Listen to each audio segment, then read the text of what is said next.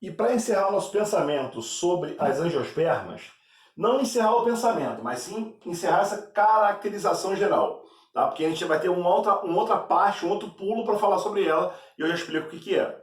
Bem, quando eu olho uma árvore frutífera, eu vejo uma mangueira cheia de frutos. Essa mangueira, por ter frutos, é uma angiosperma.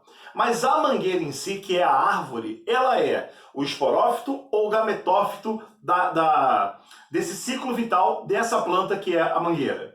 Bem, a árvore que dá os frutos, a árvore em si, raiz, caule e folha, essa árvore é o esporófito. Então, o esporófito é a própria árvore. Bem, e os gametófitos? E os formadores de gameta? Quem forma gameta são estruturas que a gente até conhece de nome, mas são estruturas mais simples. Estruturas conhecidas como grão de pólen e óvulo. O óvulo é o gametófito feminino, forma o gameta feminino, e o grão de pólen é o gametófito masculino.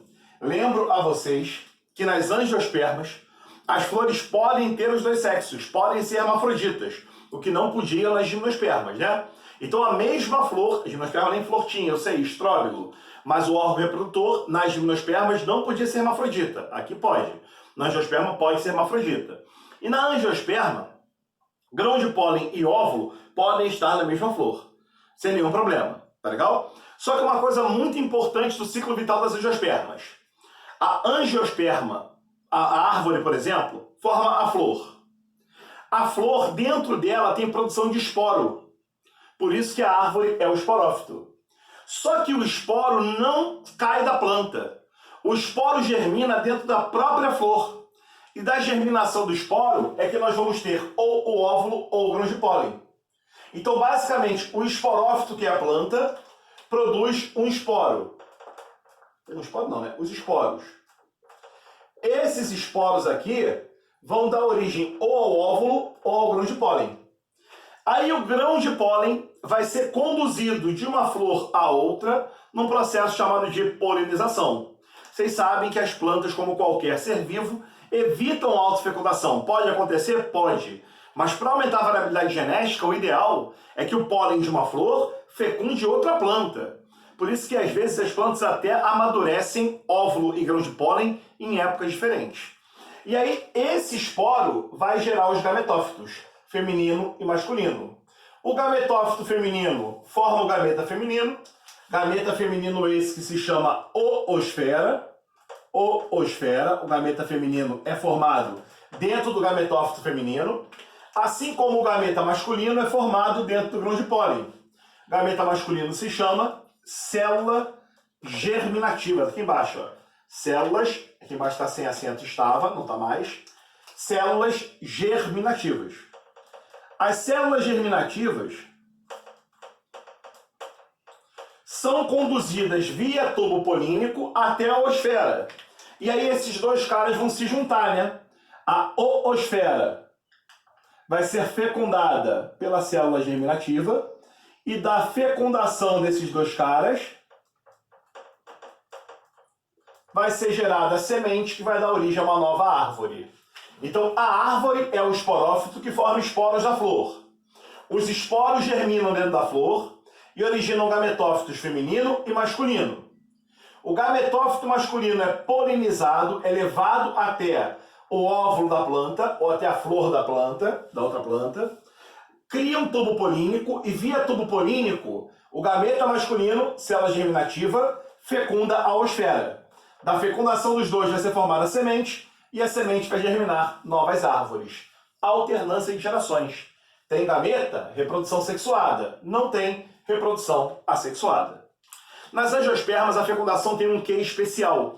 A fecundação das angiospermas não é exclusivamente gameta masculino e gameta feminino formando zigoto. Não é só isso não, tem uma coisa a mais. Que coisa a mais é essa? Dá uma olhada aqui do lado para você ver. As angiospermas fazem uma fecundação dupla. A fecundação ocorre duas vezes. Para que, Rangel? Já vamos ver. Olha como é que é o processo. Aqui está desenhado feinho o gametófito masculino, o grão de pólen. O gametófito masculino, o grão de pólen, tem dentro dele duas células. Uma célula é a célula germinativa, é o gameta. Está aqui, ó, célula germinativa.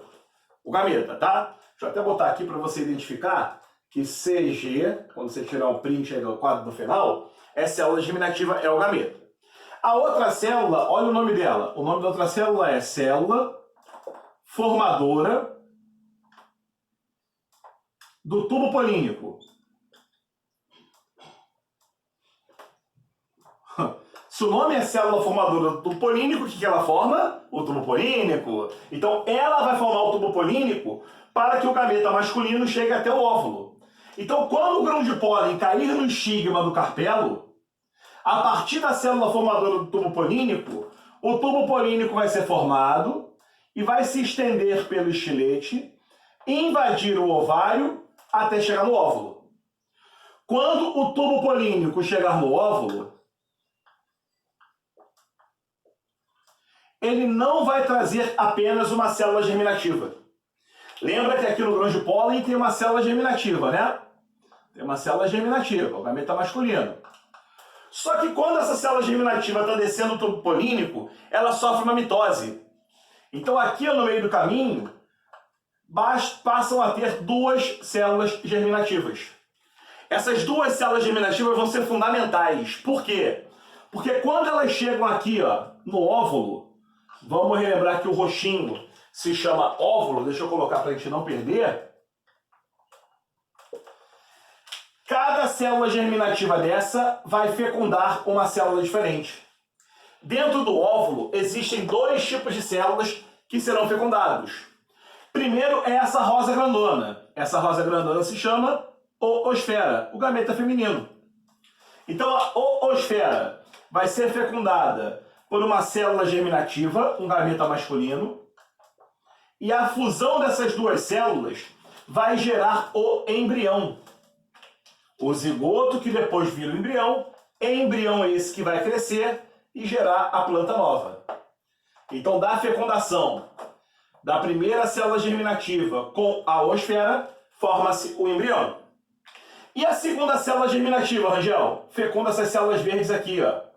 A segunda célula germinativa vai fecundar duas células chamadas de núcleos polares. Os núcleos polares, que estão em número de 2, vão ser fecundados por uma célula germinativa apenas. E esses caras juntos vão formar o tecido de nutrição inicial do embrião. Que tecido é esse, Rangel? Esse tecido se chama endosperma. A primeira fecundação teve a célula germinativa se ligando à oosfera. E da fusão dos dois se formou o embrião, que vai dar origem à nova planta. A outra célula germinativa acabou se fundindo a duas células de apoio da oosfera, dois núcleos polares. E a fusão dos dois núcleos polares mais a célula germinativa gera um tecido chamado de endosperma. Tecido de nutrição inicial do embrião. O endosperma, junto ao embrião, formam a chamada semente. Então, para a angiosperma formar semente, temos que ter duas fecundações. Na primeira fecundação, a célula germinativa fecunda a oosfera, formando o embrião.